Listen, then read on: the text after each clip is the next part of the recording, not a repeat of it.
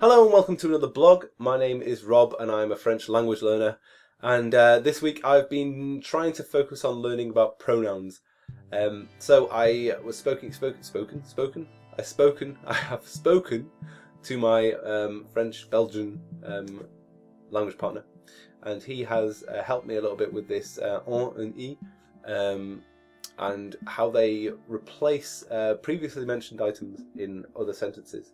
Now, I thought I didn't get it because it's something I find really hard, and I realised that actually I understand the concept. I understand about how we can place places and things with these pronouns to shorten the sentence and to not mention again constantly the same thing. But also, yeah, I've basically understood it, and it's fine. I understood it before I even had to have it explained to me. The issue is, because I'm focusing so much on the French that's around those issues, I forget what that mentioned sentence was. So what that mentioned subject or item was, it's completely lost. And by the time I get to the sentence where it's there being talked about, I'm like, well, what was it? What was on there? And a lot of the time, if it's spoken, I'm stuffed because it's not mentioned again. And I'm like, well, what are we talking about? I don't know what we're talking about. And what's interesting is Laurent actually has that problem with English as well. I've noticed that I will say something in English.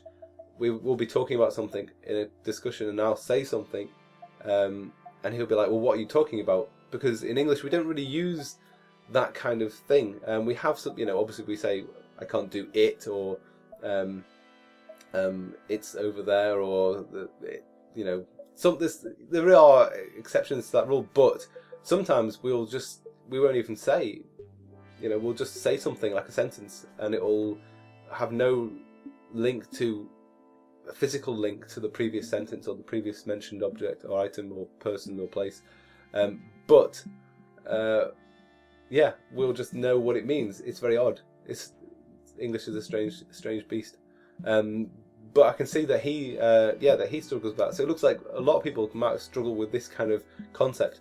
But for me, it looks like I just need to listen to more French and read more French, and then I'll be able to, once the rest of it's flowing a bit better, I'll be able to keep up with what the subject is, what we're talking about, basically, and then it'll make sense. Because that's the main issue. Is like I'm so focused on the next sentence that I'm like, well, I don't actually know what that was just a minute ago. So yeah. Interesting. Also this week I've been learning. I've been using Duolingo and Link. I listened to a good few podcasts on Link. Just listened to repeatedly to this one podcast, and then read through and listened as well. I found that quite useful. So I think I'll probably do that a bit more today. Duolingo as well. I've hit 50% fluent in French. Which I think is probably about right. I mean, I think there's a problem with Duolingo now is that because I've been studying elsewhere, I'm not really up to the right place where the course is. So I think I've probably quite a lot below the tree that I'm on now that I know, and there's also a lot that I don't. So it's a hard one to gauge. I think 50% is probably about right because I can create sentences and get myself understood-ish. In French, which is good. So I suppose I am about 50% fluent. I'd probably say that's probably about right. Also, updates on that is I'm going to look at holistic learning.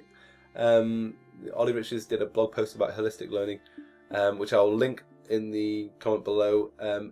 It seems to be another way of saying immersion or full immersion, but it focuses less on making it a learning experience and more of an enjoyable kind of interest-based experience. So for all the things you do in English that you're interested in, just switch it to your target language.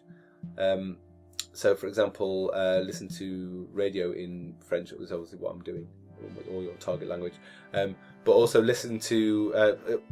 read newspapers in your target language, or find a book that you really want to read and that you're really interested in, but read it in your target language. It must be really hard to do that. I mean, I can read okay in French, but there are things that I'd have to sit there literally with my dictionary and be looking up actively things through that book, which I think is probably a very good thing because obviously it's going to be fine, but it's just something you have to sort of really push through that, I think. and the frustration of not being able to read quickly, which, although I'm not the strongest reader in the world anyway in English, yeah, it'd be a struggle, I think, for that size of volume. But other things like reading news, shorter articles, would definitely be a great starter. So I'm going to try and do that. I'm going to try and switch my news reading from BBC to, say, a French outlet somewhere. I don't know who yet, and we'll see how it goes. I think I'm quite confident with that. I think I could probably read the French news and be okay with that, and I think it'd probably do me a lot of good. And I'll continue. I'll continue to listen to the French radio as well, obviously, and obviously try and keep my speaking with my Belgian friend going as well. So that's an interesting take on things. I want to try and push that side of things, because I'm not a traditional academic learner. I can't just sit down with a book and go through it all. My issue is that I also like the way things work. So I love grammar. I didn't think I'd ever say that, but I've really got a good respect, and I don't think I'm completely obsessed with grammar, but it's definitely something that I enjoy learning about and reading about, and I find that there's a fine balance for me, reading something or trying to learn something in a very natural way, and then wanting to know why something does something. So, like for example, on and e, which we were looking at with the pronouns, I wanted to know why that worked, and I wanted to know the grammar, the rules, and the reason as to why that did that, because then it actually sticks in my head, and because I find it interesting, I'm very intrigued by that, and so then it sticks in there, and it's fine. I find that if I'm just trying to shove stuff in my brain and learn things by rote, it doesn't really work very well. So anyway, I'm also doing sign language with my wife, which is actually going quite well. I don't know if I'll do a blog about that, because I just don't have time. And also, I'm going to start doing Spanish.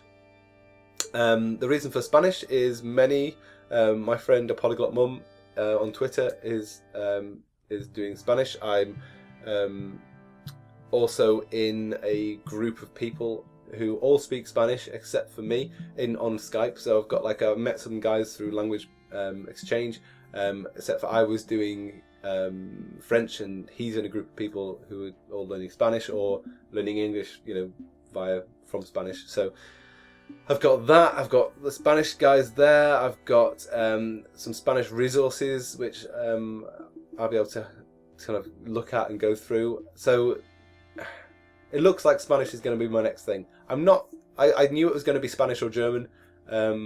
I think it was probably the two most practical ones. I wanted to do something that was more closely related to French and English, so Spanish was probably that way to go. But I also, the German side of things interests me because I did it in school, and I thought maybe there'll be a bit of knowledge there already. So, but I think Spanish next, and I'm going to try and do a kind of a dual kind of learning, and see how well my brain copes with learning Spanish and French at the same time. I'm kind of concerned about that because I don't consider myself as intelligent. Well, like I said, I don't consider myself an academic, so separating the two in my mind is going to be interesting, especially when it comes to pronouncing things. I automatically, when anything's in a foreign language now, I completely go into R with my R's and completely Frenchify everything.